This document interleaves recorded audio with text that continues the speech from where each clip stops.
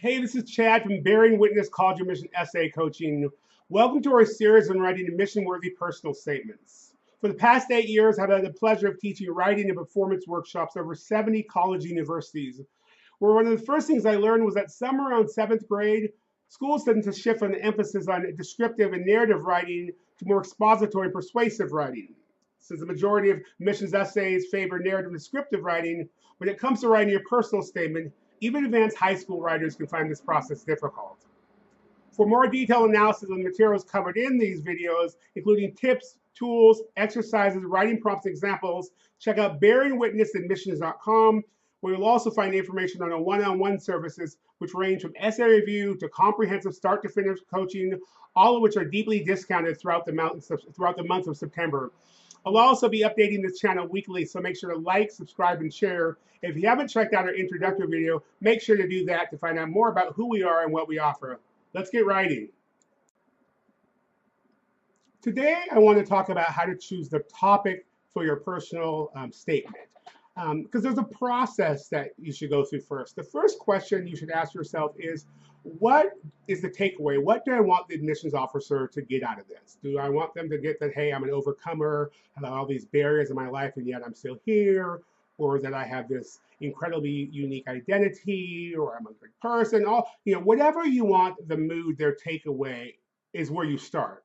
Once you decide that, then you go in search of the story to fit that. You don't find the story and try to have that fit the takeaway, because you have certainly more stories.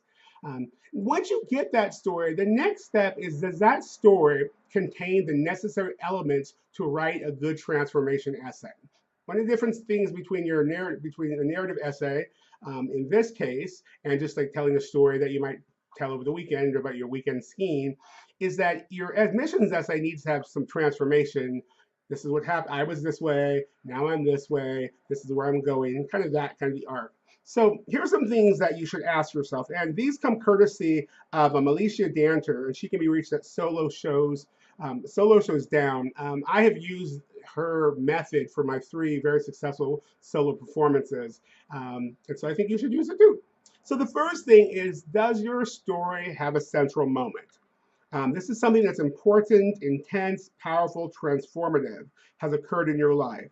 It may be connected to some issue out in the world that's equally important, intense, or powerful. In my second play, Writing Cards with Black People and Other Newly Dangerous Acts, a Memoir of Vanishing Whiteness, the central moment is having the police draw a gun on me.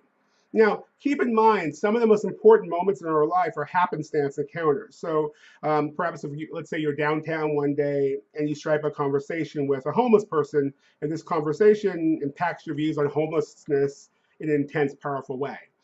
That can be your central moment. Next are leading moments. And leading moments are the relevant moments that led up to the central moment. Ask yourself, what was happening in and around your life? Who were you a year, a month, a day before the central moment? What did you think to be true about yourself prior to the central moment? In the case of the encounter with the homeless person, what were your thoughts, beliefs, and biases about homelessness prior to this encounter? Remember, when it comes to transformation storytelling, the leading moments are as important as the central moment. They're how we show the audience who we used to be in relationship to who we are now. So going back to the issue with the homeless person, in order to make this an admission-worthy statement, you need to have some pretty strong views about homelessness prior to meeting this. You thought it was a character defect, or because they were on drugs and alcohol. You never considered the fact that most people are 1 or 2 paychecks away from homelessness, or that families can be homeless, or the disruption, educate, all the other stuff that really comes with homelessness. You just thought homeless people were lazy, didn't want to work, and all that kind of stuff. If that's where you thought, then that might make it a good essay, because the next thing are what we call turning points. And turning points are about revealing how you got to the point you are now.